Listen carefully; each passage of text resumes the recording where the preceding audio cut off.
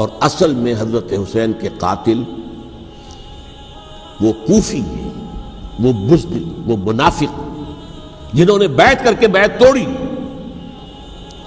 اس کے بعد واقعہ ہرہ بھی ہوا، جو واقعہ کربلا سے بھی بعض اعتبارات سے زیادہ بھیانک اور زیادہ گھناؤنا واقعہ بنو امیہ کی تاریخ ہے، جس کو لوگ جانتے ہی نہیں۔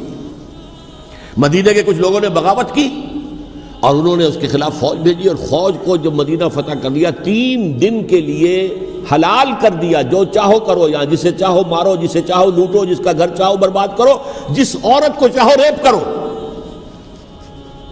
اور یہ مدینہ النبی کے اندر ہوا۔ تو کاٹ کھانے والی ملوکیت کے اندر بہت سے واقعات ہوئے۔ عبداللہ ابن زبیر کھڑے ہوئے، انہوں نے حکومت قائم کی تھی، لیکن یہ کہ وہ تو 6 سال کے لیے کامیاب بھی رہے، ایک حکومت قائم کی، بنو امیہ کے ہاتھ پر بیعت نہیں کی، بالآخر ان کی حکومت بھی ختم ہو گئی۔ پھر حضرت زید کھڑے ہوئے، انہوں نے بغاوت کی، وہ بھی ناکام رہ گئے۔ پھر بنو عباس میں کھڑے ہوئے حضرت نفس زکیہ، حضرت حسن رضی اللہ تعالیٰ عنہ کے اولاد میں سے، وہ بھی ناکام ہو گئے، شہید ہو گئے۔ انہوں نے عوام کو ایسا کھڑا کیا ہے کہ 20,000 سے لے کر 30,000 کے درمیان انسانوں نے جانیں دے دی۔ عورتوں کے جلوس نکلے، شیرخوار بچہ گود میں ہے عورت کے، اور گولی کھا رہی ہے اور مر رہی ہے، گر رہی ہے۔ آپ سوچئے زندگی کتنی عزیز ہوتی ہے، اور شیرخوار بچے کے لیے ماں کی جو زندگی ہے، اس ماں کو اپنی زندگی کتنی عزیز تر ہوگی کہ اپنے لیے نہیں تو اس بچے کے لیے مجھے جینا ہے، لیکن نہیں، گولیاں کھائیں اور گری۔ یہ جذبہ انہی میں ہے۔ واقعہ یہ ہے کہ اہل سنت کے اندر یہ جذبہ نہ ہونے کے برابر ہے۔ یہ میں واشگاف الفاظ میں کہہ رہا ہوں۔ پورے عالم اسلام میں صرف شیعہ ایران ایسا نکلا ہے کہ جس نے بادشاہت کا خاتمہ کیا، باقی سعودی عرب میں بادشاہت بیٹھی ہوئی ہے، ڈٹ کر بیٹھی ہوئی، اربوں ڈالر کا ایک ایک محل بنتا ہے ان بادشاہوں کا، اور سنی سن ہے، سن، کوئی حرکت نہیں۔ فرش التراب يضمني وهو غطاء، کہ وہ ایک شخص کا کارنامہ، وہ یہودی فتنہ گر، وہ روح مصدق کا بروز، ہر تباہ ہونے کو ہے اس کے جنون سے تار تار۔ اسی طرح وہ عبداللہ ابن سبا یہودی فتنہ گر۔ آج اہل تشیع میں سے بعض حضرات کہتے ہیں کہ یہ عبداللہ ابن سبا یہ تو افسانوی شخصیت ہے، اس کی حقیقت کوئی تھی ہی نہیں، حالانکہ ان کی اپنی کتاب میں رجال کشی کے اندر اس کا ذکر موجود ہے، اور یہ بھی موجود ہے کہ حضرت علی رضی اللہ تعالیٰ عنہ نے اپنے عہد خلافت میں اسے زندہ جلوایا ہے۔ اس کی وجہ کیا تھی؟ یہ آیا مدینے کے اندر اسلام کا لبادہ اوڑھ کر، اس نے چند عقیدوں کی اشاعت شروع کی۔ سب سے پہلے حضرت علی تو خدا ہیں، گاڈ انکارنیٹ، اوتار کا تصور، جیسے ہندوؤں میں ہے رام چندر جی خدا کا اوتار، اور عیسائیت میں بھی پہلے گاڈ انکارنیٹ کا تصور تھا کہ حضرت مسیح خدا کا اوتار ہے، انکارنیشن آف گاڈ۔ تو اس نے کہا کہ حضرت علی تو خدا کا اوتار ہے، خدا ہے۔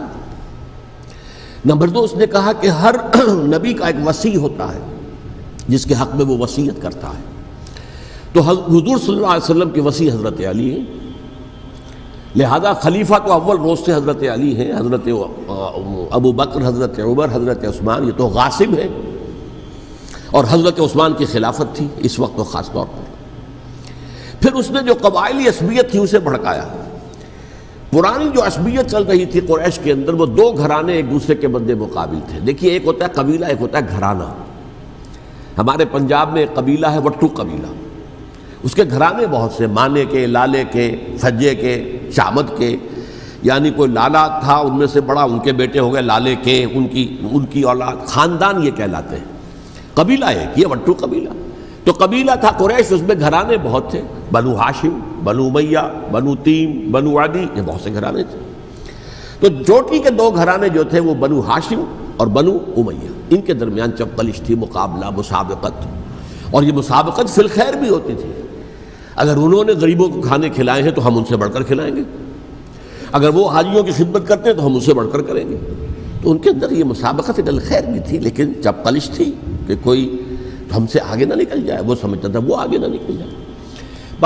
اس شخص نے اس پرانی عصبیت کو تازہ کیا کہ حضور تو بنو ہاشم میں سے تھے، لہذا خلافت حق ہے بنو ہاشم کا، یہ غاصب ہے۔ اس سے پہلے دو خلفاء جو تھے وہ نہ بنو ہاشم سے تھے نہ بنو امیہ سے تھے۔ حضرت ابوبکر بنو تیم میں سے تھے، چھوٹا قبیلہ تھا۔ حضرت عمر بنی عدی میں سے تھے، وہ بھی چھوٹا قبیلہ تھا۔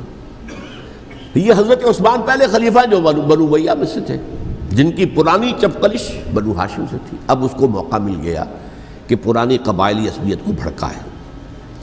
یہ ہے اصل میں اس فتنے کا پس منظر عبداللہ ابن سبا نے جو آ کر پھیلایا ہے، اور اس کی تفصیل میں اس وقت میں نہیں جا سکتا، کیسے یہ فتنہ پروان چڑھا، کیا انہوں نے اسٹریٹجی اختیار کی، کہ یہ کیا کرتے تھے، گروہ بنا کر بھیجتے تھے لوگوں کو، کوفے میں جاؤ تو وہاں پر دمشق کے گورنر کے خلاف اور مصر کے گورنر کے خلاف الزامات لگاؤ، اس نے یہ کیا، وہ غبن کر گیا، وہ یہ کر گیا، وہ خیانت کر رہا ہے، وہ رشتہ داروں کو پال رہا ہے، اور عثمان کے خلاف بھی تقریریں کرو رضی اللہ تعالیٰ عنہ۔ دمشق میں جاؤ تو کوفے کے گورنر کے خلاف، کیونکہ دمشق کے گورنر کے خلاف بات کرو گے تو لوگوں کو معلوم ہوگا کہ یہ جھوٹ بول رہے ہیں، لیکن یہ کہ وہاں تو تم بات کرو کوفے کے گورنر کے خلاف اور مصر کے گورنر کے خلاف اور حضرت عثمان کے خلاف۔ مصر میں جاؤ تو بات کرو کوفے کے اور شام کے گورنر کے خلاف اور حضرت عثمان کے خلاف۔ یہ انہوں نے ایسا اٹھایا، اور اس زمانے میں آپ کو معلوم ہے ذرائع رسل و رسائل تھے نہیں، نہ اس فتنے کی پتہ چل سکا جب تک کہ وہ فتنہ جو ہے پوری طرح برگ و بار لا کر تراور درخت نہیں بن گیا۔ اس کے نتیجے میں حضرت عثمان رضی اللہ تعالیٰ عنہ شہید ہوئے، اور خلیفہ پھر حضرت علی رضی اللہ تعالیٰ عنہ کو انہی سوائیوں نے، جنہوں نے گھیراؤ کیا تھا، جنہوں نے حضرت عثمان کو شہید کیا ہے، یہی حضرت علی رضی اللہ تعالیٰ عنہ کے ارد گرد ہو گئے۔ اور حضرت علی رضی اللہ تعالیٰ عنہ بھی نہیں چاہتے تھے خلافت کی بیعت لینا، لیکن آخر کیا کرتے؟ کیا وہ امت کو بغیر خلیفہ کے چھوڑ دیتے؟ حضرت زبیر سے کہا گیا، انہوں نے نہیں مانا، رد کر دی بات۔ حضرت طلحہ سے کہا گیا، انہوں نے نہیں مانا۔ حضرت علی سے کہا گیا، اب عشرہ مبشرہ میں سے یہی تو تھے نا، لہذا انہوں نے تسلیم کر لیا، خلافت ہو گئی۔ لیکن اس کے بعد جو خانہ جنگی ہوئی ہے، اس خانہ جنگی کے نتیجے میں نوٹ کر لیجئے کہ 1,00,000 کے قریب مسلمان ایک دوسرے کی تلواروں اور نیزوں اور برچھیوں اور تیروں سے ختم ہو گئے، ہلاک ہو گئے۔ یہ ہماری تاریخ کا تاریک ترین باب ہے۔ 5 سال، 4.5 سال حضرت علی کی خلافت کے، اور 6 مہینے حضرت حسن کی خلافت کے رضی اللہ تعالیٰ عنہ۔ اس سے کیا ہوا کہ ایک طرف تو اسلام کی جو توسیع ہو رہی تھی، تھمتا نہ تھا کسی سے سیل رواں ہمارا، وہ سیلاب رک گیا، انٹرنل سیبوٹاج ہو گئی نا، اب تو اندر ہی آپس ہی میں اگر دست و گریبان ہو گئے تو باہر اب کیا توسیع کرتے ہیں، وہ توسیع کا عمل رک گیا۔ اور یوں سمجھیے کہ جیسے ٹرک اگر کبھی چل رہا ہو، بھرا ہوا ہو، لوڈڈ، اور وہ چڑھائی چڑھ رہا ہو، تو اگر کہیں موشن ٹوٹ جائے، ٹرک کو رکنا پڑے، تو ڈرائیور کے جان پر بن جاتی، اس لیے کہ اس کو دوبارہ سٹارٹ کرنا، اور جبکہ وہ چڑھائی پر ہے، انکلائن پر ہے، آسان کام نہیں ہوتا، خطرہ ہوتا ہے وہ پیچھے جو ہے وہ نہ جائے۔ اور پہاڑی علاقوں میں آپ کو معلوم ہے ذرا پیچھے چلے جانے کا مطلب جو ہے بہت خطرناک جو ہے نتیجہ نکل سکتا ہے۔ بہرحال حضرت علی رضی اللہ تعالیٰ عنہ نے اپنے خلافت میں ایک کام یہ کیا، اب اس کی کیا مصلحتیں تھیں یہ تو انہی کے علم میں ہوگا، ہم قیاس کر سکتے ہیں، میں اس میں نہیں جانا چاہتا۔ ابھی تک خلافت کا مرکز تھا مدینہ منورہ، حضرت ابوبکر، حضرت عمر، حضرت عثمان، وہیں جہاں حضور صلی اللہ علیہ وسلم رہے تھے اور جہاں پر کہ حضور مدفون تھے۔ لیکن حضرت علی نے اپنا مرکز جو ہے وہ کوفہ بنا دیا۔ اچھا، اس کی ایک ظاہری وجہ یہ سمجھ میں آتی ہے کہ اسلام کا جو پھیلاؤ ہو گیا تھا، وہ سلطنت اتنی وسیع ہو گئی تھی کہ مدینہ منورہ بہت جنوب میں اور بڑے صحرا کو عبور کر کے جانا ہوتا تھا۔ کوفہ جبکہ ایسی مقام پر تھا کہ جہاں سے مشرقی راستہ جا رہا ہے ایران کو، عراق کے اندر تو ہے وہ شہر کوفہ، اور پھر ایران اور خراسان اور ہندوستان کو راستہ جا رہا ہے، وہیں سے شمال کی طرف جا رہا ہے، شام کی طرف اور ترکی کی طرف، اور وہاں سے پھر یہ کہ مغربی افریقہ کو بھی کنٹرول کرنا، جو شمالی افریقہ کو وہ بھی آسان تھا۔ بہرحال حضرت علی نے کوفہ کو اپنا مرکز بنایا، اور نتیجہ یہ ہوا کہ سبائیوں کا بھی مرکز وہی بن گیا، چونکہ انہوں نے اپنے آپ کو گردا گرد رکھا حضرت علی کے رضی اللہ تعالیٰ عنہ۔ اب ظاہر بات ہے کسی پرٹیکولر پرسن کے خلاف تو کوئی مقدمہ موجود تھا نہیں، بلکہ جب جنگ جمل ہو رہی تھی، ابھی جنگ نہیں ہوئی تھی، حضرت عائشہ، حضرت طلحہ، حضرت زبیر وہ لے کر آئے تھے ایک لشکر اس مطالبے کے لیے کہ حضرت عثمان کے قاتلوں کو سزا دی جائے، قصاص لیا جائے۔ حضرت علی رضی اللہ تعالیٰ عنہ سے گفت و شنید ہو رہی تھی، حضرت علی جو ہے اس پر آمادہ ہو گئے کہ ٹھیک ہے، میں جو بھی قاتلین عثمان ہیں ان کو گرفتار کر کے سزا دوں گا۔ عین اسی وقت کوفے کی مسجد کے اندر جو ہے 10,000 کا مجمع کھڑا ہو گیا، ہم سب قاتل عثمان ہیں، لو ہم سے بدلہ کہاں سے لوگے؟ اور انہوں نے کیا کیا، جاتے ہی جنگ چھیڑ دی۔ جب چھڑ جائے تو یا مرو یا مارو، اس کے علاوہ تو کوئی چارہ کار ہوتا ہی نہیں۔ ایک رات میں 10,000 مسلمان شہید ہوئے، جن میں 2 عشرہ مبشرہ میں سے حضرت زبیر اور حضرت طلحہ رضی اللہ تعالیٰ عنہ۔ تو یہ صورت تھی، سبائیوں نے گھیراؤ کیا حضرت علی کا رضی اللہ تعالیٰ۔ حضرت معاویہ دعوے دار نہیں تھے خلافت کے، قطعاً نہیں، ان کا صرف ایک دعویٰ تھا، اور وہ یہ تھا کہ عثمان کے قاتلوں کو گرفتار کرو، یا خود سزا دو یا ہمارے حوالے کرو، ہم اس سے قصاص لیں گے۔ اس لیے کہ قبیلہ بنو امیہ کا تھا اور حضرت امیر معاویہ بنو امیہ میں سے، تو ایک خاندانی طور پر جو ہے ہم قصاص لیں گے ان سے جنہوں نے قتل کیا ہے حضرت عثمان کو۔ لیکن یہاں ظاہر بات ہے کہ حضرت علی رضی اللہ تعالیٰ عنہ کی طرف سے مطالبہ یہ ہوتا تھا تم پہلے میری بیعت کرو، میرے ہاتھ مضبوط کرو تاکہ میں ان کے خلاف کوئی اقدام کر سکوں۔ لیکن انہیں یہ اندازہ تھا کہ اگر میں نے بیعت کی تو ظاہر بات ہے کہ حضرت علی تک پہنچنے سے پہلے پہلے مجھے گردن اڑا دیں گے یہ لوگ، اس لیے کہ سبائی جو ہے وہ آپ کو گھیرے ہوئے۔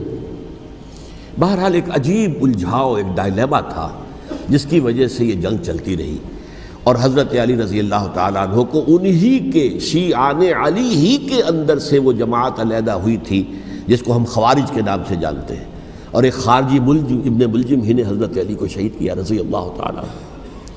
پھر حضرت حسن رضی اللہ تعالیٰ عنہ، اب دیکھیے کس قدر صحیح بات تھی جو حضرت علی رضی اللہ تعالیٰ عنہ نے فرمائی جب ان سے کہا گیا کہ کیا ہم آپ کے بیٹے حسن کے ہاتھ پر بیعت کر لیں رضی اللہ تعالیٰ عنہ۔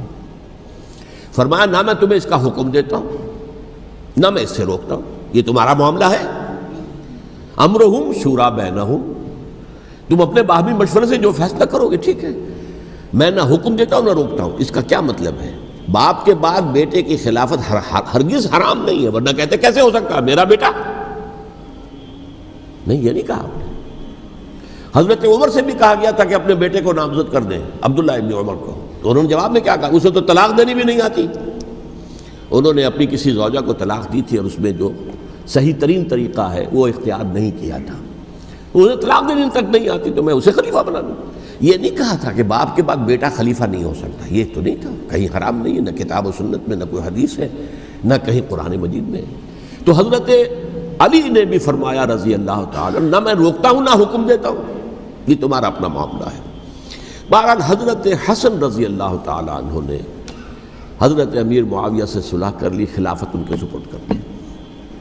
دیکھیے میں حضرت ابوبکر، حضرت عمر، حضرت عثمان، حضرت علی کے ساتھ حضرت حسن کے دور خلافت کو بھی خلافت راشدہ میں سے سمجھتا ہوں، اور تبھی 30 سال پورے ہوتے ہیں اس حدیث کے مطابق کہ حضور نے فرمایا خلافت 30 برس رہے گی پھر ملوکیت آ جائے گی۔ تو حضرت حسن کا بہت بڑا کارنامہ یہ ہے کہ اس خانہ جنگی کا دروازہ بند کر دیا، اور یہ پیشن گوئی تھی حضور کی صلی اللہ علیہ وسلم حضرت حسن کو، جب بچے تھے حضور کے انتقال سے پہلے، میرا یہ بیٹا مسلمانوں کے 2 گروہوں میں صلح کرائے گا، یہ حضور کی پیشن گوئی تھی، اور وہ پیشن گوئی حضرت حسن کے علم میں بھی ہوگی یقیناً۔ بہرحال انہوں نے صلح کی حضرت امیر معاویہ کے ساتھ رضی اللہ تعالیٰ عنہ، خلافت ان کے حوالے کر دی، اور کچھ شرائط تھیں طے ہو گئی، اللہ خیر صلی اللہ۔ حضور کی تو یہ پیشن گوئی جو ہے صحیح ثابت ہوئی کہ میرا یہ بیٹا مسلمانوں کے 2 بڑے گروہوں کے درمیان صلح کرا دے گا، اور سبائیوں نے انہیں طعنے دیے، یا عار المومنین، اے مومنوں کے لیے موجب عار، موجب شرم، تم نے بزدلی دکھائی ہے، تم نے امیر معاویہ کو خلیفہ تسلیم کر لیا، تم نے بزدلی دکھائی، معاذ اللہ ثم معاذ اللہ ثم معاذ اللہ۔ اب میں کچھ باتیں حضرت امیر معاویہ کے بارے میں کہنا چاہتا ہوں، اس لیے کہ وہاں اس میں نے حضرت معاویہ کے بارے میں یہ تو بہت شدت کے ساتھ کہا تھا، اور میں اب بھی اس پر قائم ہوں اور پوری طریقے سے قائم ہوں۔ میرا مستقل موقف یہی ہے کہ حضرت معاویہ رضی اللہ تعالیٰ عنہ کے دور خلافت کو ہم خلافت راشدہ میں شامل نہیں سمجھتے، اہل سنت میں سے کوئی بھی نہیں سمجھتا. لیکن اس کے ساتھ میں نے حضرت امیر معاویہ کے کچھ مناقب بھی بیان کیے تھے تاکہ پلڑا جو ہے ترازو کا اس کے دونوں پلڑے سامنے آ جائیں. لیکن یہ کہ وہ حصہ میرے اس بیان کا نکال دیا گیا، ختم کر دیا گیا. یہ میں نہیں جانتا کہ اس میں کیا مصلحت دیکھی گئی ہے. اس میں تو کسی کے لیے کوئی معاملہ ایسا نہیں تھا کسی کے جذبات کو جو ہے وہ ٹھیس پہنچانے والا. جبکہ میں نے کہا وہ خلیفہ راشد نہیں تھے، صاف میں نے کہا، بلکہ وہ دور ملوکیت کا آغاز ان سے ہو گیا ہے. بلکہ جب ایک صاحب نے یہ کہا کہ کربلا کے بعد سے دور ملوکیت آ رہی تھی تو میں نے کہا نہیں جناب، دور ملوکیت تو 20 سال پہلے پوری ہو چکی تھی، شروع ہو چکی تھی. حضرت امیر معاویہ کے بھی 20 سال جو ہے وہ دور ملوکیت میں شمار ہوتے. انہیں کسری العرب بھی کہا گیا، عرب کے کسریٰ جو شہنشاہ ایران کا خطاب تھا، حضرت معاویہ رضی اللہ تعالیٰ عنہ کو کسری العرب کہا گیا، عرب کا کسریٰ یہ. لیکن دوسری طرف یہ ہے کہ وہ صحابی رسول ہیں رضی اللہ تعالیٰ، حضور کے برادر نسبتی بھی ہیں، حضور کے سالے ہیں. ان کی ہمشیرہ ام حبیبہ حضور کی زوجہ محترمہ ہیں، ام المومنین ہیں ام حبیبہ رضی اللہ تعالیٰ عنہ. پھر کس قدر معتمد علیہ تھے حضور کے کہ کاتبان وحی میں شامل تھے. وحی کی کتابت کرنے والے چند لوگ تھے جنہیں کہ حضور کہتے تھے کہ اب یہ آیت لکھ لو. ان میں سے ایک امیر معاویہ بھی رضی اللہ تعالیٰ. تو بڑے توازن کی ضرورت ہے. دیکھیے صحابہ کرام کا جہاں تک تعلق ہے، اہل سنت کا موقف یہ ہے کہ صحابہ کلہم عدول، صحابہ سب کے سب نیک نیت ہیں اور ان کی روایت جو ہے قبول کی جائے گی، رد نہیں کی جائے گی، ان پر کوئی جرح و تعدیل نہیں ہوگی. اس لیے کہ ان کا تزکیہ محمد الرسول اللہ صلی اللہ علیہ وسلم نے کیا تھا. لہٰذا یہ تو ہو سکتا ہے کہ کسی صحابی سے کوئی خطا ہو جائے، لیکن وہ خطا اجتہادی ہوگی، نیت کی خطا نہیں ہوگی، نیت کی غلطی نہیں ہوگی. اگر کسی صحابی کی نیت پر حملہ کیا جائے تو یہ اصل میں طعن ہے، حملہ ہے حضور پر کہ وہ تربیت دے نہیں سکے اپنے ساتھیوں کو. معاذ اللہ ثم معاذ اللہ ثم معاذ اللہ، وہ تزکیہ کر ہی نہیں سکے. 3 جگہ جو قرآن میں آیا ہے یتلو علیہم آیاتہ ویزکیہم، تو کیا تزکیہ کیا؟ اگر ان کے قریب ترین ساتھی جو تھے، اگر ان کے اندر بھی بدنیتی تھی اور دنیا کی طلب تھی اور دنیا کے اندر اقتدار حاصل کرنے کا جذبہ تھا، تو پھر کیا تزکیہ کیا؟ معاذ اللہ ثم معاذ اللہ. لہذا صحابہ سب کے سب عدول ہیں اور ان سے اختلاف ممکن ہے، لیکن ان کی نیت پر حملہ نہیں ہو سکتا. تو حضرت امیر معاویہ کی شخصیت ایک چیز ہے، آپ کا دور خلافت دوسری چیز ہے. شخصیت کے اعتبار سے صحابی رسول ہیں، برادر نسبتی ہیں حضور کے صلی اللہ علیہ وسلم. اور پھر یہ کہ اس قدر معتمد علیہ ہے صحابہ میں سے کہ وہ کاتبان وحی، یہ عام آدمی کے کرنے کا کام نہیں تھا جو وحی کی کتابت کرے، اللہ کے کلام کی. البتہ یہ ہے کہ جیسا کہ میں نے عرض کیا، ان کا دور خلافت راشدہ نہیں ہے، وہ ملوکیت کا دور ہے. یہ میں نے جیسا کہ عرض کیا، میں نے ایک صاحب نے جب یہ کہا کہ ملوکیت شروع ہو رہی تھی، میں نے کہا شروع نہیں ہو رہی تھی، ملوکیت تو 20 سال پہلے شروع ہو چکی تھی. اسی طریقے سے ایک صاحب نے کہا تھا کہ اسلام کو قائم کرنے کے لیے حضرت حسین میدان میں آئے. میں نے کہا یہ بھی غلط ہے، اسلام تو 60 سال پہلے قائم ہو چکا تھا. نبی اکرم صلی اللہ علیہ وسلم کے دستے مبارک سے اسلام قائم ہو گیا. جاء الحق وزهق الباطل ان الباطل کان زهوقا. پھر 30 برس تک وہ کامل شکل کے اندر قائم رہا. تو اسلام جو ہے وہ جو ہے در حقیقت اب قائم کرنے والی بات نہیں تھی. البتہ اس کے اندر زوال شروع ہو گیا تھا. اس زوال کے عمل کو روکنے کے لیے حضرت حسین میدان میں آئے. یہ ایک چیز کو صحیح تاریخی پرسپیکٹو میں رکھنا. تو جس طرح سے دین کو قائم کرنے کے لیے دیکھیں، قائم تو کیا محمد رسول اللہ صلی اللہ علیہ وسلم والذین معہ رضی اللہ تعالیٰ عنہ، انہوں نے کیا تھا. ہاں اب جو ہے وہ اپنی اس شاندار حیثیت سے نیچے گرنے لگا تھا. وہ میں بعد میں عرض کروں گا کہ میں نے اسے کیا عرض کیا تھا کہ یہ اس زوال کو روکنے کے لیے کسی طریقے سے یہ اپنی اصل حقیقت میں قائم رہے. یہ حضرت حسین رضی اللہ تعالیٰ عنہ کی سعی تھی. اچھا، حضرت امیر معاویہ کے جو 20 سال ہیں وہ پورے امن، سکون، اطمینان، کوئی جھگڑا، کوئی فساد، کوئی اختلاف، کوئی باہمی خانہ، کچھ 20 سال. یہ بھی تاریخ کی بڑی چشم کشا حقیقت ہے جو عام طور پر لوگوں کے علم میں نہیں ہے. سبائی بھی دبکے رہے. حضرت امیر معاویہ کی حکومت اتنی مضبوط تھی، کنٹرول، کہ ان کو کچھ سر اٹھانے کا موقع نہیں ملا. موجود تھے، دبکے رہے. جیسا کہ میں نے کہا ریولوشن کے آخری مرحلے پر آ کر جو مخالفین ہیں وہ دب جاتے ہیں کہ پھر دیکھیں گے موقع ملے گا تو پھر لیں گے ان سے حساب کتاب۔ 20 سال رہے ہیں پورے امن کے، 10 سال کے بعد یعنی درمیان میں ہے حضرت امیر معاویہ کا عہد خلافت۔ ایک صحابی جو کہ بزرگ صحابہ میں سے ہیں، مغیرہ ابن شعبہ رضی اللہ تعالی عنہ، وہ آتے ہیں اور وہ کہتے ہیں کہ دیکھیے امیر المومنین، کتنی بڑی خانہ جنگی رہی تھی مسلمانوں کی آپس میں، اور اب بھی اگر آپ کسی کو نامزد کیے بغیر چھوڑ گئے امت کو تو پھر خانہ جنگی ہو جائے۔ 1 لاکھ اس وقت جو ہے وہ ہلاک ہوئے تھے، نہ معلوم اب کتنے ہلاک۔ لہٰذا آپ اپنی زندگی ہی میں نامزد کر دیجئے کسی کو خلیفہ، ولی عہد بنا دیجئے۔ حضرت امیر معاویہ نے ابتداءً جو ہے انکار کیا نہیں، لیکن ان کے دلائل ایسے تھے وزنی، اور میں سمجھتا ہوں کہ وہ بات صحیح تھی جو مغیرہ ابن شعبہ نے کہی، اس لیے کہ اب صحابہ کرام میں سے جو کبار صحابہ تھے وہ تو سب دنیا سے رخصت ہو چکے تھے۔ اب تو یا صغار صحابہ رہ گئے تھے جو حضور کے زمانے میں بچے تھے، حضرت حسن، حضرت حسین، عبداللہ ابن زبیر، یہ بچے ہی تھے نا، یا تو وہ تھے، اور یا بالکل نو مسلم تھے، اور نو مسلموں میں بڑی تعداد وہ تھی جو ایرانیوں کی تھی، شامیوں کی تھی، ادھر کی تھی، ادھر کی تھی، تو ان کو تو ظاہر بات ہے کہ تربیت نبوی سے کیا خلافت راشدہ سے بھی اکثر و بیشتر کو کوئی حصہ ملا ہی نہیں۔ تو اس صورت میں اب وہ اعلیٰ ترین معیار پر حکومت کے نظام کو قائم کرنا ممکن نہیں ہے۔ کوئی قبائلی عصبیت جب تک حکومت کی پشت پر نہیں ہوگی، حکومت مستحکم نہیں ہوگی۔ یہ گویا کہ ایک جس کو کہتے ہیں کہ حقیقت بینی، واقعیت پسندی، ایک آئیڈیلزم ہے اور ایک ریئلزم ہے کہ آپ فیکٹس آن دی گراؤنڈ کو غور کریں، سوچیں اس کے اوپر اور پھر کوئی فیصلہ کریں۔ اس اعتبار سے پھر حضرت امیر معاویہ نے بات مان لی اور بیعت لے لی لوگوں سے حضرت یزید کے لیے کہ یہ خلیفہ ہوں گے میرے بعد، اس کو ولی عہدی کہتے ہیں۔ اچھا، اس وقت 5 افراد ایسے تھے کہ جنہوں نے اس سے اختلاف کیا، یہ بات بہت اہم ہے۔ میرا کتابچہ ہے سانحہ کربلا، اس کے کچھ نسخے آج یہاں ہوں گے، آپ لوگ پڑھیے اسے غور سے اور پھیلائیے تاکہ حقیقت سامنے آئے۔ 5 افراد کون تھے جو ہونے چاہیے؟ ابو بکر فوت ہو گئے، ان کے بیٹے عبد الرحمن ابن ابی بکر۔ عمر فوت ہو گئے، ان کے بیٹے عبداللہ ابن عمر۔ عباس فوت ہو گئے، ان کے بیٹے عبداللہ ابن عباس۔ زبیر فوت ہو گئے، ان کے بیٹے عبداللہ ابن زبیر۔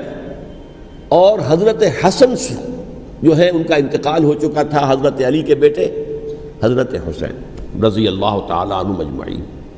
حضرت حسن کے بارے میں ایک فریق کا کہنا یہ ہے کہ انہیں زہر دے کر ہلاک کیا گیا، اہل تشیع کا قول یہ ہے، جبکہ اہل سنت کہتے ہیں کہ نہیں، وہ اپنی جو بھی طبی موت تھی اس سے ان کی وفات۔ لیکن میں اس میں نہیں جانا چاہتا، اس لیے کہ یہ مائکرو ہسٹری جو ہے نا، وہ تو ایک ایک واقعے کے لیے ادھر کی روایات کیا، ادھر کی کیا ہیں، ان کے پاس کیا دلائل، ان کے پاس یہ تو کسی ریسرچ اسکالر کا موضوع ہے، میرا موضوع نہیں ہے۔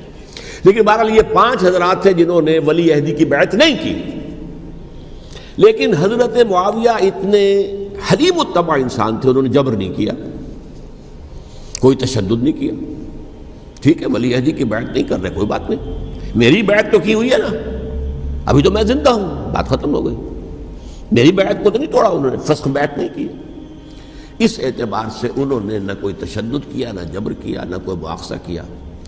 لیکن جب امیر معاویہ کا انتقال ہو گیا، اب ولی عہدی کی بجائے وہ اب خلافت کی بیعت ہوئی، سب لوگوں نے بیعت کر لی۔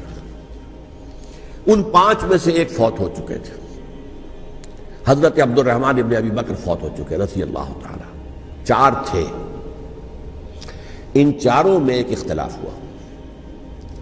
2 کی رائے یہ تھی، عبداللہ ابن عمر، عبداللہ ابن عباس، کہ اگرچہ یہ کام غلط ہوا ہے، اسلام کی روح کے منافی ہوا ہے، یہ بادشاہت کی بنیاد پڑ رہی ہے، لیکن یہ بات ایسی نہیں ہے کہ اس کی بنا پر ہم خانہ جنگی شروع کروا دیں، امت کے اندر خون خرابہ کروائیں، فساد کروائیں۔ لہذا انہوں نے بیعت کر لی۔ اب کوئی اگر یہ کہے معاذ اللہ کہ وہ بک گئے تھے یزید کے ہاتھ میں، معاذ اللہ ثم معاذ اللہ، وہی بات آپ اختلاف کر سکتے ہیں کہ انہیں نہیں کرنی چاہیے تھی، یہ کوئی رائے رکھے، مجھے اختلاف نہیں، لیکن ان کی نیت پر حملہ کریں گے تو حملہ محمد رسول اللہ پر ہوگا صلی اللہ علیہ وسلم۔ عبداللہ ابن عمر کون ہیں؟ کتنی حدیثیں ان سے جو ہے وہ منقول ہیں، عبداللہ ابن عباس کون ہے؟ جنہیں حضور نے جو ہے جن کے لیے دعا کی تھی، اے اللہ فقہہ فی الدین وعلمہ التاویل، اے اللہ اس نوجوان کو دین کا فہم عطا کر اور قرآن کی تعویل اور تفسیر کا علم عطا کر۔ حبر الامہ کہلاتے ہیں۔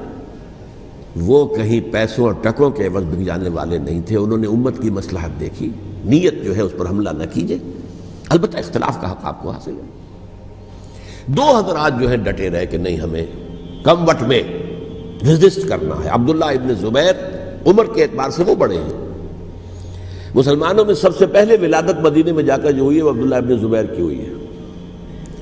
ہجرت کر کے جب مہاجرین وہاں پہنچے، کچھ عرصے تک کسی کے ہاں کوئی اولاد نہیں ہوئی، تو لوگوں نے تانے دینے شروع کر دیے کہ معلوم ہوتا ہے کہ یہاں آ کر یہ مکے کے رہنے والے جو ہے کمزور ہو گئے ہیں، ان کے ہاں اولاد ہی نہیں ہو رہی۔ پھر عبداللہ ابن زبیر کی ولادت ہوئی ہے، یہ حضرت ابو بکر کے نواسے ہیں، حضور کی زوجہ محترمہ حضرت عائشہ کی بہن، حضرت دیکھیے ابھی نام نکل گیا ہے جی، حضرت اسماء رضی اللہ تعالی عنہ عنہما، یہ ان کے صاحبزادے ہیں، حضرت زبیر کے بیٹے۔ ان کا فیصلہ ہوا کہ ہمیں رجسٹ کرنا ہے کم وٹ میں، ایٹ اینی کاسٹ۔ حضرت حسین ابن علی رضی اللہ تعالیٰ عنہما کا بھی فیصلہ ہوا کہ ہمیں رجسٹ کرنا ہے کم وٹ میں۔ البتہ ان میں بھی ایک اختلاف ہو گیا، یعنی یہ دو تو جڑے رہے، ان دو میں اختلاف ہو گیا۔ عبداللہ ابن زبیر کا کہنا یہ تھا کہ ہمیں حجاز میں رہنا چاہیے، یہ سرزمین ہے جس میں نبوت کی برکات سب سے زیادہ ہیں، یہاں ہم مضبوط قلعے کے اندر ہیں، ہمیں یہاں سے جو ہے رجسٹ کرنا چاہیے اور ختم کرنا چاہیے اس نظام کے اندر جو خرابی آ گئی ہے اس کو۔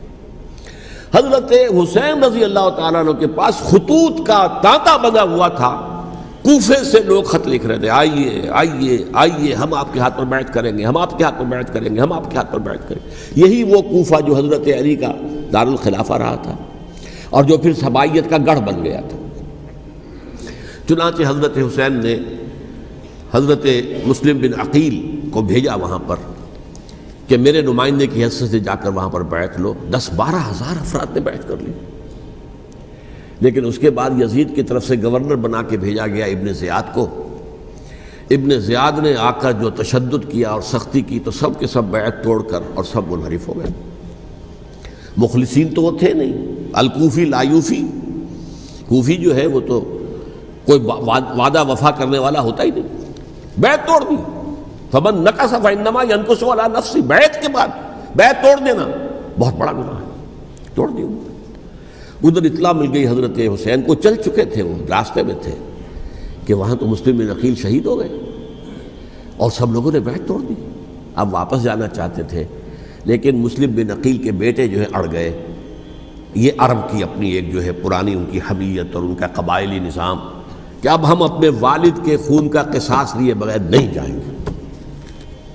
حضرت حسین رضی اللہ تعالیٰ عنہ کی مروت اور شرافت کہ یہ میرا ساتھ دینے کے لیے آئے تھے، اب میں ان کا ساتھ نہ دوں تو یہ تو شرافت اور مروت کے خلاف ہے۔ کہا اچھا چلو چلتے۔ وہاں جا کر بھی عین اپنے میدان کے اندر بھی حضرت حسین رضی اللہ تعالیٰ عنہ نے 3 چیزیں پیش کی ان کوفیوں کے لشکر کے خلاف۔ سب سے بڑا لشکر کے اندر سب سے بڑے تو کوفی تھے جنہوں نے بیعتیں کی ہوئی تھی حضرت حسین کے ساتھ۔ دیکھو مجھے جانے دو واپس حجاز کی طرف، یا مجھے سرحدوں پر بھیج دو تاکہ میں کافروں کے ساتھ جنگ کرتے ہوئے اپنی جان دے دوں، یا مجھے یزید کے پاس جانے دو، میں اپنا معاملہ اس سے طے کر لوں۔ لیکن کوفیوں کو یہ گوارا نہیں تھا۔ اگر یہ یزید کے پاس پہنچ گئے تو ہمارا کچا چٹھا بیان کر دیں گے کہ مجھے تو ان لوگوں نے ورغلا کر بلایا تھا۔ اس لیے کہ دیکھیے حضرت امیر معاویہ کے 20 سالوں کے دوران میں بتا چکا ہوں، ان کی حکومت اتنی مستحکم تھی کہ اس کے خلاف کوئی فتنہ اٹھانا ممکن نہیں تھا۔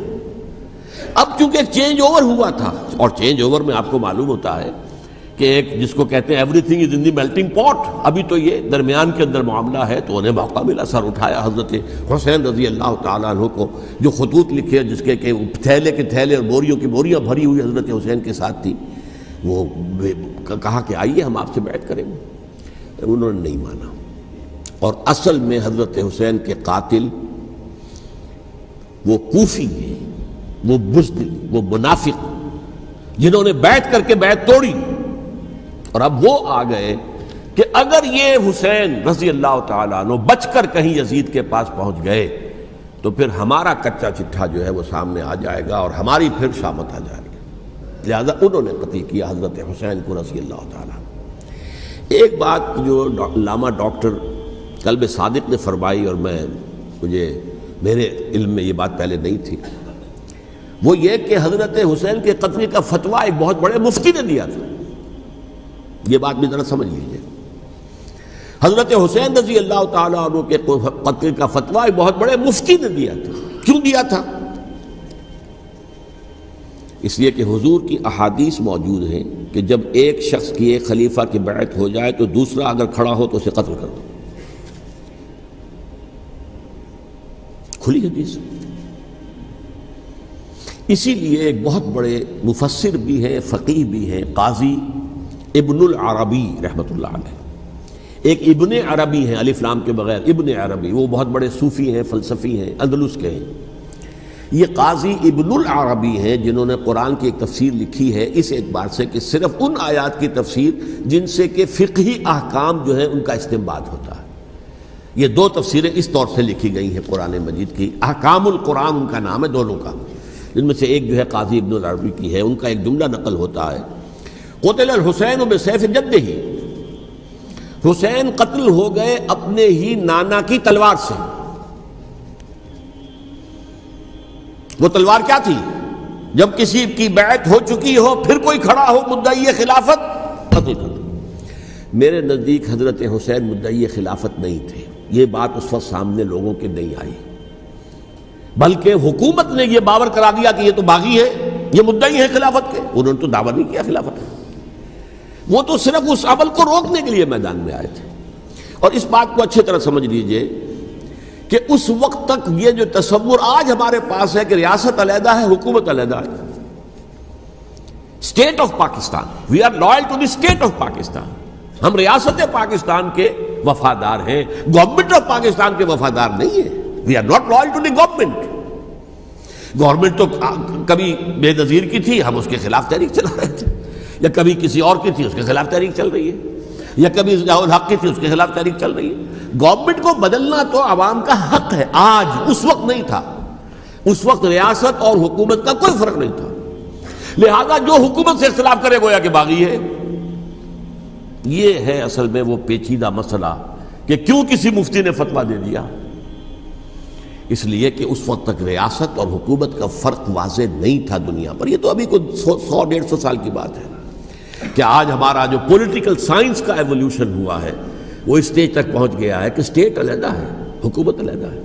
حکومت تو اسٹیٹ کے 3 آرگنز میں سے ایک آرگن ہے، ایڈمنسٹریشن حکومت کی ہے، جوڈیشری ہے اور لیجسلیچر ہے، 3 آرگنز ہیں بڑے بڑے، ان میں سے ایک ہے۔ تو حکومت کو بدلنا تو عوام کا حق ہے، چاہے وہ ووٹ کے ذریعے بدلیں، چاہے ایجیٹیشن، اگر پرامن ایجیٹیشن ہے اس سے حکومت کو بدلنے کا حق حاصل ہے دستوری طور پر ہر اعتبار سے۔ اس وقت یہ نہیں تھا، لہذا صورتحال یہ بن گئی کہ حکومت وقت نے باور کرا دیا مسلمانوں کو، ورنہ سوچئے نواسۂ رسول کو قتل کرنا کوئی آسان کام تھا؟ آخر سب کلمہ گو تھے کہ نہیں تھے؟ کلمہ گو تو تھے نا، اور حضور سے عقیدت اور محبت میں کمی، لیکن یہ کہ فتویٰ اگر ایک بہت بڑے مفتی کا، جو کہ حضرت علامہ ڈاکٹر قلب صادق صاحب نے فرمایا، مجھے اس مفتی کا نام بھی معلوم نہیں، کہ ایک مفتی ہی کا فتویٰ تھا وہ، جس کے بنا پر اب ان لوگوں نے حضرت حسین کو قتل کیا، اور یہی وجہ ہے کہ انہوں نے پھر خیموں کو بھی آگ لگا دی۔ وائی؟ حالانکہ دیکھیے اگر دشمنی کا انتقام ہوتا تو حضرت علی بن حسین جو بیمار تھے، جو بعد میں زین العابدین رحمۃ اللہ علیہ کے نام سے پھر یہ اہل تشیع کے چوتھے امام معصوم ہیں، حضرت علی، حضرت حسن، حضرت حسین، اور پھر حضرت علی بن حسین زین العابدین رحمۃ اللہ علیہ، کیا ان کو بھی قتل کر دیتے؟ حضرت حسین کی نسل ہی ختم ہو جاتی، لیکن نہیں کیا۔ آگ کیوں لگائی؟ آگ اس لیے لگائی کہ وہ جو ڈاکومنٹری پروف ہے ہماری غداری کا یزید کے خلاف حضرت حسین کو جو ہم نے دعوت دی، وہ جو ڈاکومنٹری پروف خطوط کی شکل میں موجود ہے وہ ختم ہو جائے، ڈسٹرائے ہو جائے۔ اس کے لیے انہوں نے خیموں میں آگ لگائی۔ بہرحال یہ ہے تاریخی پس منظر، یہ اسی سبائی فتنے کا تسلسل ہے جس نے سب سے پہلے حضرت عثمان کی جان لی رضی اللہ تعالیٰ عنہ، 5 سال تک مسلمانوں میں خانہ جنگی رکھی، حضرت علی کو پھر شہید کیا، اور اس کے بعد جو ہے 20 سال حضرت امیر معاویہ کے تو سر نہیں اٹھا سکے، لیکن پھر جب ایک چینج اوور ہو رہا تھا تو اس وقت انہوں نے موقع غنیمت سمجھا کہ اب کھڑے ہو جاؤ اور اب دوبارہ ایک فتنہ جو ہے اس کو امت کے اندر پیدا کر دو۔ اچھا، اس معاملے میں ایک بات جو میں نے وہاں کہی کہ ہمارے ہاں شاعرانہ جو مبالغہ آمیزی ہے، یہ میری گفتگو کا حصہ انہوں نے حذف کر دیا ہے، اور میں نے ایک سنی شاعر بہت بڑے عالم جن کے حوالے سے آج بھی میری تقریر ہوگی خالق جناح ہال میں، مولانا محمد علی جوہر کے ایک شعر کے حوالے سے کہا کہ قتل حسین اصل میں مرگ یزید ہے، اسلام زندہ ہوتا ہے ہر کربلا کے بعد۔ میں نے کہا یہ بالکل محمل شعر ہے، اسلام مرا ہی نہیں تھا، زندہ ہونے کا کیا سوال؟ اور اگر کسی درجے میں مزمحل یا زخمی ہوا تھا تو وہ تو رہا، کربلا کے بعد بھی رہا، یزید کی حکومت بھی رہی، بنو امیہ کی حکومت بھی چلی، کوئی تبدیلی تو نہیں آئی۔ یہ کیا کہہ رہے ہیں کہ اسلام زندہ ہوتا ہے کربلا کے بعد؟ میں نے کہا اسلام مرا نہیں تھا۔ جیسے میں نے یہ کہا کہ ملوکیت جو ہے وہ اب شروع نہیں ہوئی، ملوکیت تو 20 برس پہلے شروع ہو چکی تھی حضرت امیر معاویہ کے، لیکن ظاہر بات ہے کہ حضرت حسن نے، حضرت حسین نے اس کو قبول کیا، اور حضرت حسین نے تو پھر 10 سال تک ولی عہدی جو تھی چاہے بیعت نہیں کی، لیکن اس کے خلاف میدان میں آ کر چیلنج تو نہیں کیا۔ اس اعتبار سے یہ معاملہ جو ہے اسلام زندہ ہوتا ہے کربلا کے بعد، یہ بے تکی بات ہے۔ ہاں، حضرت شاہ اسماعیل شہید رحمۃ اللہ علیہ کی اگر میں تشبیہ کو، تمثیل کو سامنے رکھوں تو اسلام کی عمارت 6 منزلہ ہے، 6ٹھی منزل ٹاپ کی وہ گر گئی، 5 منزلیں انٹیکٹ تھیں، اسلام مرا نہیں تھا۔ عدالت میں شریعت کے مطابق فیصلے ہو رہے تھے، قاضی تھے، مفتی تھے، شریعت نافذ تھی، اسلام کہاں مرا تھا؟ جبکہ خود کہہ رہے ہیں علامہ کلب صادق کے ایک مفتی کے فتوے سے حضرت حسین کو قتل کیا گیا۔ اب وہ مفتی کی رائے، اس کی بدنیتی ہو، جو بھی ہو، وہ جانے، اللہ جانے، لیکن عام مسلمان کیا کریں؟ اس پہلو سے اسلام مرا نہیں تھا۔ ہاں، ایک منزل گر گئی تھی، وہ گری رہی، 1000 برس تک گری رہی، یہاں تک کہ آ کر مغربی امپیریلزم نے اس کے گرایا، ملوکیت کا معاملہ ختم کیا، اور وہ جبرین ملوکیت دوسری آ گئی، ورنہ وہی بادشاہی چلی ہے۔ بلکہ دور بنو امیہ میں وہ بادشاہی پوری طرح اس نے بالوں پر نہیں نکالے تھے، اصل باروں پر تو اس نے نکالے ہیں دور بنو عباس میں آ کر، اور پھر سلاطین جو ہے ترک، جو ترک خلفاء ہیں، ان کا بھی بادشاہت تھی، اور کیا تھا، وہ خلافت تو نہیں تھی۔ تو یہ تو اسلام میں جو بھی نقص واقع ہو گیا تھا، کبھی واقع ہو گئی تھی، وہ جو کی تو برقرار رہی، اس کو بھی تسلیم کیا۔ میں اللہ کا شکر ادا کر کے کہتا ہوں کہ دونوں حضرات، دونوں شیعہ دانشور اور بڑی اعلیٰ سطح کے جو شیعہ عالم تھے، انہوں نے اس بات کو تسلیم کیا اور میری اس بات کو چیلنج نہیں کیا۔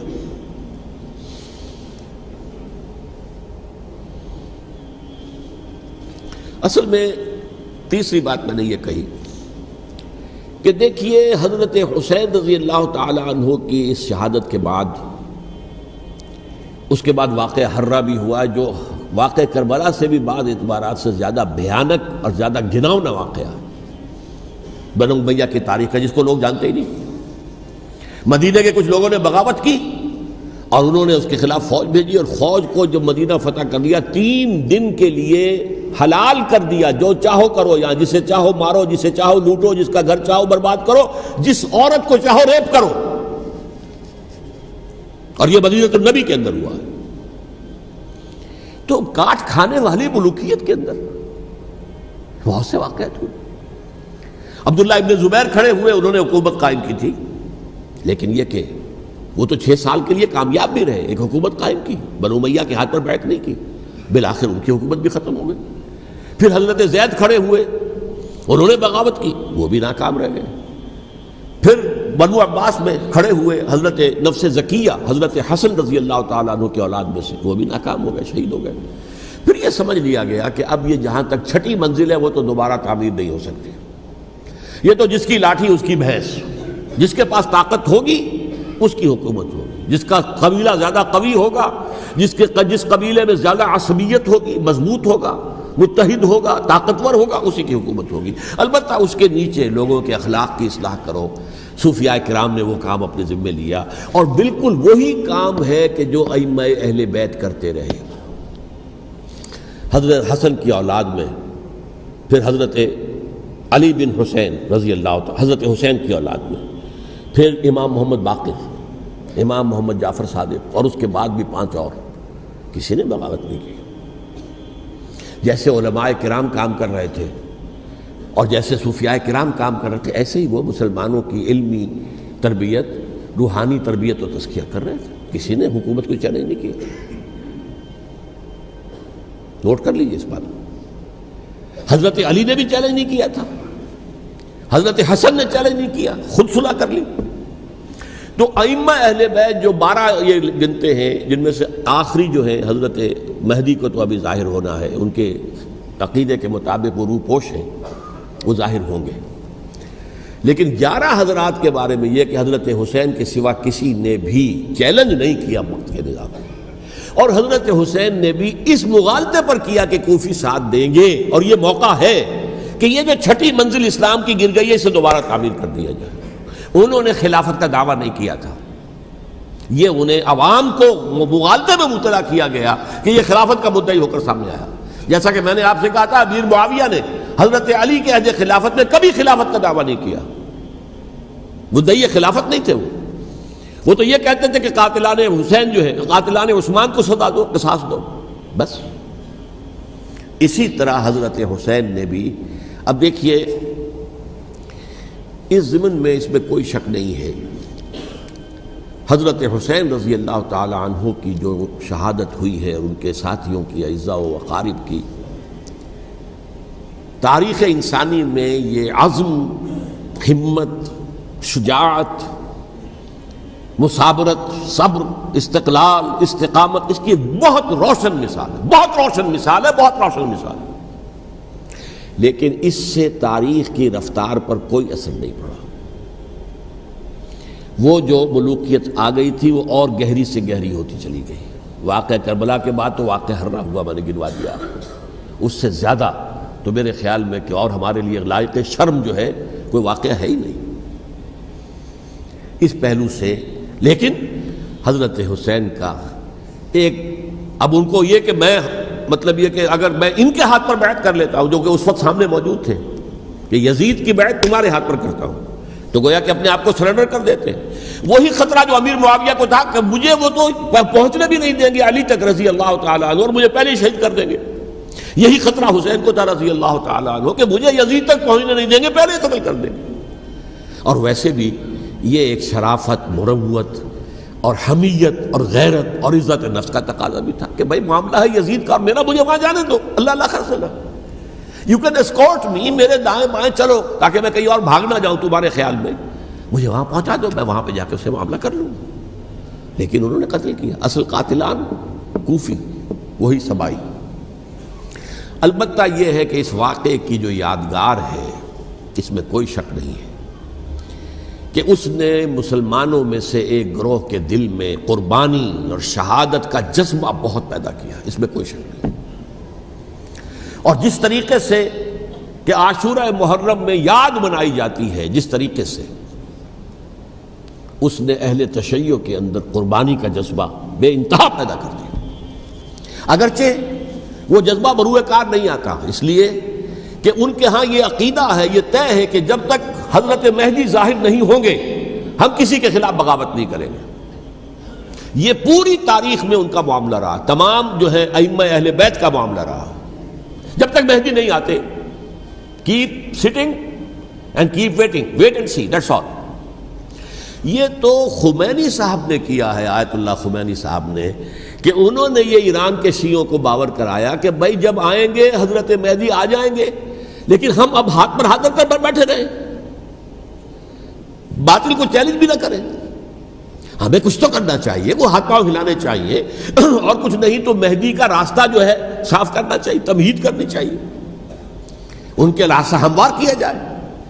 تو یہ ان کی بڑی عظمت ہے آیت اللہ خمینی صاحب کی کہ اہل تشیع ایران کے جو ہے ان سے انہوں نے یہ بات منوا لی کہ ہم بالکل انرٹ نہیں بیٹھے رہیں گے، بلکہ اب انہیں نائب امام قرار دے کر اور ولایت فقیہ کے فلسفے کے حوالے سے یہ دو چیزیں ان کی جو ہیں بنیادی فلسفے کی ہیں، وہ اس وقت میرا موضوع نہیں ہے۔ انہوں نے عوام کو ایسا کھڑا کیا ہے کہ 20,000 سے لے کر 30,000 کے درمیان انسانوں نے جانیں دے دی، عورتوں کے جلوس نکلے، شیرخوار بچہ گود میں ہے عورت کے اور گولی کھا رہی ہے اور مر رہی ہے، گر رہی ہے۔ آپ سوچئے زندگی کتنی عزیز ہوتی ہے، اور شیرخوار بچے کے لیے ماں کی جو زندگی ہے، اس ماں کو اپنی زندگی کتنی عزیز تر ہوگی کہ اپنے لیے نہیں تو اس بچے کے لیے مجھے جینا ہے، لیکن نہیں، گولیاں کھائیں اور گری۔ یہ جذبہ انہی میں ہے۔ واقعہ یہ ہے کہ اہل سنت کے اندر یہ جذبہ نہ ہونے کے برابر ہے۔ یہ میں واشگاف الفاظ میں کہہ رہا ہوں۔ پورے عالم اسلام میں صرف شیعہ ایران ایسا نکلا ہے کہ جس نے بادشاہت کا خاتمہ کیا، باقی سعودی عرب میں بادشاہت بیٹھی ہوئی ہے، ڈٹ کر بیٹھی ہوئی، اربوں ڈالر کا ایک ایک محل بنتا ہے ان بادشاہوں کا، اور سنی سن ہے، سن، کوئی حرکت نہیں۔ وہ تو اب جو حرکت ہو رہی ہے وہ اینٹی امریکن حرکت ہے جو ہو رہی ہے، وہ در حقیقت وہ مسئلہ بالکل دوسرا ہے جو اس وقت ہو رہا ہے۔ لیکن یہ کہ عالم اسلام میں کوئی تحریک ایسے نہیں اٹھی، یہ اہل تشیع میں ہے، جو بالکل استثنائی بات ہے کہ انہوں نے جو ہے ایک ایسا بادشاہ جس کو کہا جاتا تھا کہ اس کا جو اسلحہ خانہ ہے وہ ایشیا میں سب سے بڑا اسلحہ خانہ ہے، جو 2500 سالہ پرانی جو ایک عظمت تھی ایران کی، اس کو دوبارہ تازہ اور زندہ کرنا چاہتا تھا۔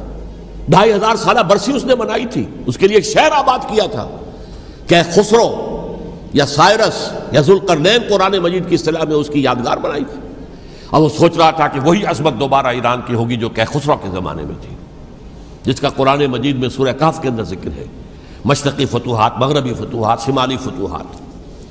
تو وہ بادشاہ ہے، اس کو بھاگنا پڑا ہوا قربانی کی وجہ سے۔ تو یہ جو ہے واقعہ کربلا نے، اس میں کوئی شک نہیں ہے کہ ایک ایسی مشعل روشن کی ہے جس کو کہ ہر شخص کو دیکھنا چاہیے۔ یہ بھی انسان، جیسے کہ اقبال نے ایک شعر کہا تھا غالب کے لیے، فکر انسان پر تیری ہستی سے یہ روشن ہوا ہے، پرے برغ تخیل کی رسائی تاک ہو جا۔ تو فکر انسان پر حضرت حسین کی قربانی سے یہ واضح ہوا ہے کہ انسان کس حد تک جا سکتا ہے قربانی دینے کے لیے اپنے کسی مقصد کے لیے۔ مقصد ان کا جو تھا، میں نے اسی لیے آیت پڑھی تھی، معاذ اللہ ثم معاذ اللہ۔ میں ایک آخری بات جو کہہ رہا ہوں وہ نوٹ کر لیجئے، ایک خاص انتہائی نقطۂ نظر کے عام کیے جانے کی وجہ سے سنیوں میں بھی ایک انتہائی رد عمل پیدا ہوا ہے، ایکسٹریم رائٹسٹ سنیز۔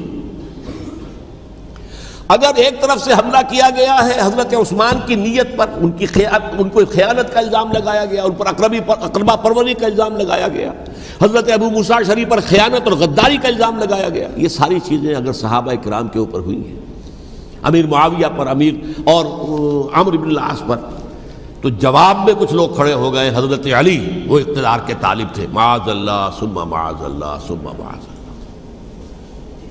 یہ اہل سنت کا موقف نہیں ہے۔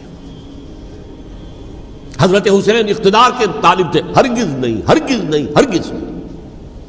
وہی اصول جو میں نے بتایا تھا سب کے لیے لاگو رہے گا، وہ امیر معاویہ کے لیے ہے تو حضرت علی کے لیے بھی، حضرت حسین کے لیے بھی ہے۔ یہ نیک نیت ہے، آپ ان کی کسی رائے سے اختلاف کر سکتے ہیں لیکن ان کی نیت پر حملہ نہیں کریں گے۔ نیت پر حملہ کریں گے آپ کا ایمان بالرسالت جو ہے وہ مجروح ہو جاتا ہے۔ یہ رسول کے ساتھ بھی ہے، رسول نے ان کا تزکیہ کیا، یتلو علیہم آیاتہ ویزکیہم، اس کا سارا عمل محمد کا کیا ہوا صلی اللہ علیہ وسلم۔ تو صحابی کے معاملے میں یہ ہمارے ہاں ان کو اہل سنت جو ہیں، جو معتدل مزاج کے، اور اکثریت ان کی، یہ تو چند لوگ ہیں، ذرا قلم چلا لیتے ہیں تو ان کی بہت سی کچھ چھوٹی چھوٹی کتابیں بھی شائع ہو گئی ہیں بہت، لیکن انہیں اہل سنت نے قرار دیا ناسبی یا خارجی۔ جیسے خوارج نے کہا تھا حضرت علی بھی کافر ہیں اور حضرت امیر معاویہ بھی کافر ہیں، حضرت عمرو بن العاص بھی کافر ہیں، معاذ اللہ ثم معاذ اللہ۔ ایسے ہی کچھ لوگ حضرت حسین پر بھی الزام لگاتے ہیں کہ اقتدار کی ہوس اور طلب کے اندر انہوں نے یہ سارا سفر کیا تھا، اور بس یہ ہے کہ وہ جو بازی تھی وہ ہار گئے۔ اللہ اللہ خیر صلی اللہ، اس سے آگے کیا ہے معاملہ؟ نہیں، معاذ اللہ ثم معاذ اللہ۔ اسی لیے میں نے آیت آج جو پڑھی تھی ایک اور جو بہت بظاہر آپ کو معلوم ہوئی ہوگی، غیر متعلق ہے میرے آج کے عنوان سے، تلک الدار الآخرۃ نجعلھا للذین لا یریدون علوا فی الارض ولا فسادا۔ یہ سورہ قصص کے آخری آیات میں سے، دیکھو یہ آخرت کا گھر جو ہے وہ ہم خاص کر دیں گے ان لوگوں کے لیے جو اس زمین میں اپنے اقتدار کے طالب نہیں ہوتے. زمین میں اقتدار کے طالب ہوگے فساد ہو جائے گا. تم بھی طالب میں بھی طالب, جھگڑا ہوگا, لڑائی ہوگی, دنگا ہوگا, فساد ہوگا. تلک الدار الآخرۃ نجعلھا للذین لا یریدون علوا فی الارض ولا فسادا. جو لوگ زمین میں اپنے اقتدار کے طالب اور اس کے نتیجے میں فساد پیدا کرنے والے نہیں ہیں, ان کے لیے ہم نے آخرت کا گھر خاص کیا ہے. والعاقبۃ للمتقین, اور عاقبت جو ہے, انجام کار, آخرت جو ہے وہ تو متقیوں کے لیے ہے. اسی میں آئیں گے سب صحابہ کرام, خواہ وہ حضرت علی ہے رضی اللہ تعالیٰ عنہ, اور خواہ وہ حضرت امیر معاویہ ہیں, حضرت عثمان ہیں رضی اللہ تعالیٰ عنہما, خواہ حضرت حسن ہیں, حضرت حسین ہیں رضی اللہ تعالیٰ عنہما, خواہ عبداللہ ابن زبیر ہیں, خواہ عبداللہ ابن عباس ہیں, خواہ عبداللہ ابن عمر ہیں رضی اللہ تعالیٰ عنہم اجمعین. اس اصول کو سامنے رکھ کر اختلاف آپ کر سکتے ہیں کسی سے بھی, لیکن کسی کی نیت پر حملہ کریں گے تو اصل میں آپ کا ایمان بالرسالت مجروح ہو جائے گا. علی کو نبی اکرم صلی اللہ علیہ وسلم نے اپنا نائب بنا کر چھوڑا تھا جب غزوہ تبوک میں جا رہے تھے مدینے میں. حضرت علی نے کہا بھی کہ مجھے آپ عورتوں کے ساتھ بٹھا کے جا رہے ہیں. فرمایا تمہارا مقام میرے ساتھ وہی ہے جو موسیٰ کے ساتھ ہارون کا تھا. ہارون کو چھوڑ کر گئے تھے نا یہودیوں کے پاس جب گئے تھے تورات لینے کے لیے, تو تمہارا وہی مقام ہے میرے ساتھ. تو یہ حضرت علی ہیں رضی اللہ, ان کے بارے میں میرا, ان کی کیا عظمت میری نگاہ میں. تو یہ 3 کتابچے ہیں, مجھے نہیں معلوم تیسرا یہاں ہے یا نہیں ہے. بہرحال آپ لوگوں کو ریکمینڈ کر رہا ہوں کہ ان کا مطالعہ کریں. اب یہ کہ آخری بات یہ کہ اصل ہمارے کرنے کا کام کیا ہے. دیکھیے کیوں نہیں کیا کسی نے بھی خروج کا معاملہ, وہ میں واضح کر چکا ہوں. بغاوت نہیں کی, کیوں؟ ایک تو ریاست اور حکومت میں فرق نہیں تھا. ذرا کھڑا ہو اور وہ باغی قرار پائیں گے, واجب القتل ہو جائیں گے, فتوے کی زد میں آ جائیں گے. یہ معاملہ تھا. اور دوسرے یہ کہ عمارت پوری گری نہیں تھی, ایک منزل گری تھی نا. آج ہم کہاں کھڑے ہیں؟ پوری عمارت گری ہوئی ہے. نہ شرعی عدالتیں ہیں, نہ شرعی فیصلے ہیں, نہ احکام الہی نافذ ہیں, نہ حدود اور قصاص کے معاملات, کچھ بھی نہیں. ہمارا فرض کیا ہے؟ حضرت حسین کی مدح کرتے رہیے, تعریف کرتے رہیے, صحابہ کرام کی مدح کرتے رہیے, مدح صحابہ, اس کے لیے مجلسیں قائم ہو رہی. بھائی کر کیا رہے ہو؟ تھے تو آبا وہ تمہارے ہی, مگر تم کیا ہو؟ ہاتھ پر ہاتھ دھرے منتظر فردا ہو. تلک امۃ قد خلت لہا ما کسبت ولکم ما کسبتم. وہ تو ایک امت تھی جو چلی گئی, اللہ کے ہاں پہنچ گئے. جو کچھ انہوں نے کمایا وہ ان کے لیے, تمہارے لیے نہیں ہے. تمہارے لیے وہ ہوگا جو تم کماؤ گے. ہمارے لیے راستہ اب یہی ہے کہ خلافت راشدہ کے مکمل نظام کو اثر نو قائم کرنے کے لیے منہج انقلاب نبوی کو اختیار کریں. میری کتاب اس پر, کیسٹس اس پر, آڈیو کیسٹس, ویڈیو کیسٹس, سی ڈیز, نہ معلوم ڈی وی ڈی, سب کچھ موجود. سیرت النبی پر تو میں عرض کر چکا ہوں, فلسفہ سیرت النبی سمجھنا ہے تو میری کتاب پڑھیے, ورنہ سیرت النبی آپ پڑھ لیں گے, واقعات معلوم ہو جائیں گے, فلسفہ سیرت سامنے نہیں آئے. اس کا آپ مطالعہ کریں گے میری کتاب سے. اور دوسرے یہ کہ یہ خلافت قائم کرنے کے لیے جو جد و جہد ہم کر رہے ہیں, تحریک خلافت پاکستان جس کا میں داعی ہوں ادنا سا, وہ تنظیم نہیں ہے, میں اس کا امیر نہیں, وہ ایک تحریک ہے. جیسے تحریک پاکستان کہلاتی تھی جس کی تنظیم تھی مسلم لیگ, پارٹی کا نام مسلم لیگ تھا, لیکن تحریک پاکستان. اس طرح تحریک خلافت پاکستان وہ ہم نے چلائی ہے تنظیم اسلامی کے تحت. یہ خلافت جب پہلی چلی تھی آج سے 84 سال قبل, نومبر 1921 میں خالد دینہ ہال میں وہ مقدمہ چلا تھا, جس کے نتیجے میں بڑے بڑے جو لیڈر تھے ہمارے, مولانا محمد علی جوہر اور مولانا حسین مدنی اور مولانا ابوالکلام آزاد, ان سب کو 2 سال کی قید کی سزا سنائی گئی تھی. بغاوت, مقدمہ بغاوت, یہ خالد دینہ ہال. اسی میں سن 91 یا 92 میں میں نے 3 دن تقریریں کی تھیں, جن میں آج سے پھر میں 3 تقریریں کرنے والا ہوں. ایک آج شام کو, ایک کل شام کو رات 9 بجے, آج بھی کل بھی, ایک پرسوں اتوار کی صبح کو 10 بجے ہے کیا 11 بجے. تو ان میں آپ حضرات شرکت فرمائیں, تاکہ اصل جو ہمارے کرنے کا کام ہے, تاریخ کو بھی سمجھنا چاہیے, تاریخ کے عوامل کیا ہیں, کیا پس پردہ عوامل کار فرما تھے, کیا کسی شے کی اصل حقیقت ہے, وہ سمجھنا چاہیے. لیکن یہ ہے کہ اس اعتبار سے میں نے جب یہ لفظ استعمال کیا تھا اس مذاکرے میں لپ سروس، کہ یہ ہم صرف لپ سروس کرتے رہیں، مدح کے بیان کرتے رہیں، منقبت بیان کرتے رہیں، حضور کی نعتیں کہتے رہیں، تو اس سے تو بات نہیں بنے گی جب تک کہ وہ فرض منصبی شہادت علی الناس کا جو ہمارے ذمے ہے بحیثیت امت محمد صلی اللہ علیہ وسلم اس کو ادا نہ کریں۔ مجھے خوشی ہے کہ اس کی بھی تائید دونوں حضرات نے کی، ہاں یہ لپ سروس کا معاملہ ہے۔ اللہ تعالی حضرت حسین کے نقش قدم پر چلتے ہوئے، بلکہ اصل میں تو ہمارے لیے اسوہ رسول ہے محمد صلی اللہ علیہ وسلم کا، اس پر چلتے ہوئے ہم پاکستان میں اسلام کا نظام خلافت قائم کرنے کی جد و جہد کریں۔ اقول قولی ھذا واستغفر اللہ لی ولکم ولسائر المسلمین والمسلمات۔